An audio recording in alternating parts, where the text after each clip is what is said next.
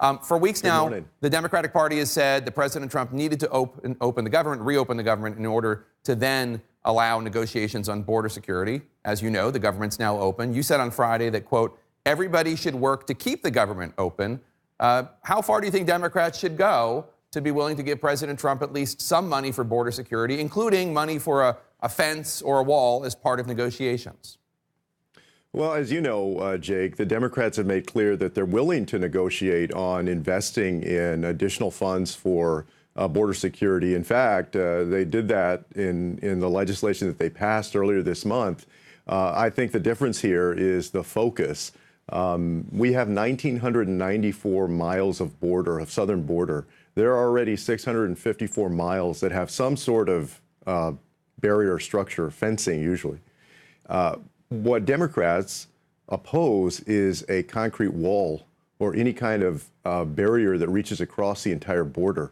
There are better ways that we can ensure that we have a border that is completely secure. And by the way, as many people have pointed out, in many ways our border is more secure today than ever. But there are investments that we can make in additional personnel at the border, in technology so that we can better monitor what's coming through ports of entry, and we can better secure those ports of entry. Nancy Pelosi said this the other day. She laid out where they're willing to negotiate. So my hope is that we're not going to get back into this situation on February 15th where you have 800,000 families that don't get a paycheck. Right. Earlier this month, Speaker of the House Pelosi said that the wall was, quote, immoral. As you know, as you just stated, there are roughly 650 miles of existing wall, barrier, fencing at the border. Are they immoral? Well, I don't think it represents the best of what America stands for. I believe that if we were to build the kind of wall that Donald Trump is talking about, and admittedly, as you know, sometimes that's hard to figure out because some days he says it's a beautiful big concrete wall, and other days he says it's steel slats, and then he says it's something else. But I believe fundamentally that if we were to build that wall, that it would change the notion of America from the Statue of Liberty that stands for freedom and welcomes immigrants to a country that literally walls itself off from the rest of the world. And maybe that wouldn't make much of a difference on day one when we do that. But I believe that as years go by, it would change how we see ourselves as Americans and how others see us and have a real impact on who we are. And that's not a path that we want to go down. So, yeah, I agree that to do so would be immoral.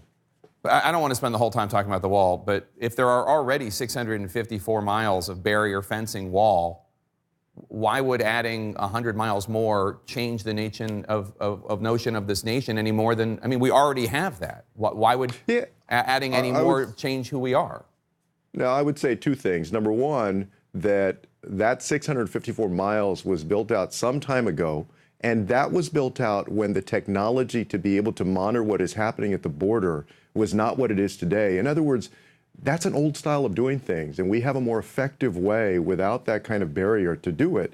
The other argument that people have made that I believe is true is that we've addressed where you might argue that, okay, you need a physical structure, a physical barrier.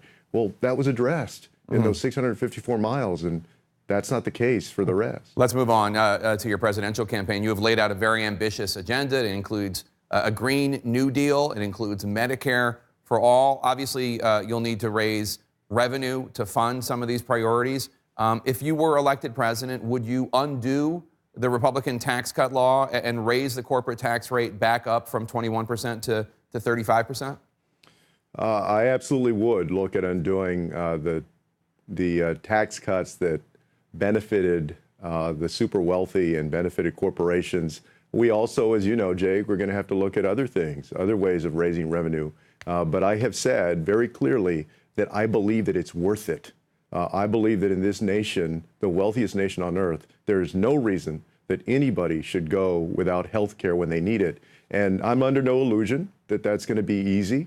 And during the course of this campaign, I look forward to putting forth a plan on how we would pay for that, because I do think that Americans deserve to know from candidates for president how they're going to do that, even though I will point out, as y'all have seen, that Donald Trump went through an entire presidential cycle, not only not releasing his tax returns, but never telling the American people how he was going to pay for anything or what his plans were. I think that we need to do better than that. And during the course of this campaign, we will.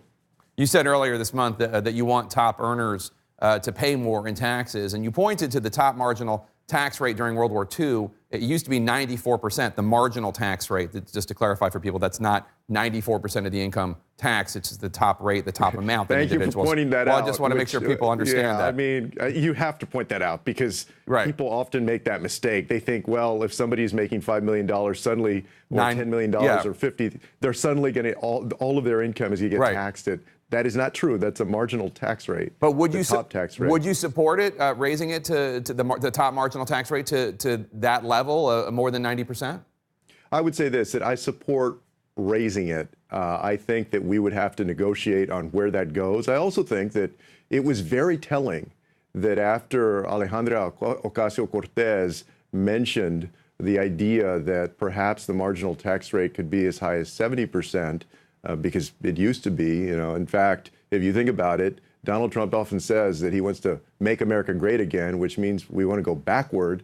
I don't believe in going backward. I want to go forward. But if you did go backward, you would go right into a time where the marginal tax rate was higher. They did a poll, and 45% of Republicans said that they believe the idea of that kind of top marginal tax rate was a good idea. So I believe that we should increase it. Now, where it goes to, I think that would be a subject of negotiation. Mm-hmm. I want to ask you about Howard Schultz, the former Starbucks CEO, who says this weekend he's seriously exploring a self-funded independent bid for president. He told 60 Minutes that he thinks both parties are engaged in what he called revenge politics and not acting in the interest of the American people. Do you have any concerns that a very wealthy independent with a message like Schultz's could play spoiler in 2020? Well, yeah, I mean, first I would say that I have a tremendous respect for Howard Schultz. When I was HUD secretary, I had an opportunity to visit with him. I know that he's done some impressive things in business. Obviously, if he runs, it's going to make an impression on the race. But I do share that concern. I have a concern that if he did run, that essentially it would provide Donald Trump with his best hope of getting reelected. Just the other day, there was a fairly comprehensive poll taken that showed essentially right now that the president has a ceiling of about 41 or 42% in terms of support for him, no matter which Democratic candidate they polled against him. So his only hope, if things stayed the same, and that's a big if, is essentially to get somebody else, a third party, to siphon off those votes. And I don't think that that would be in the best interests of our country. We need new leadership. And so, I would suggest to Mr. Schultz to truly think about the negative impact that might make. The only other thing I'll say about that is that, we can't both sides this to death. It's not, yes, I agree that there are things that Republicans and Democrats do need to improve upon, but there's a real difference between any of the folks who have said that they want to run on the Democratic side and Donald Trump. I mean, that's become so clear. So it's not all the same thing.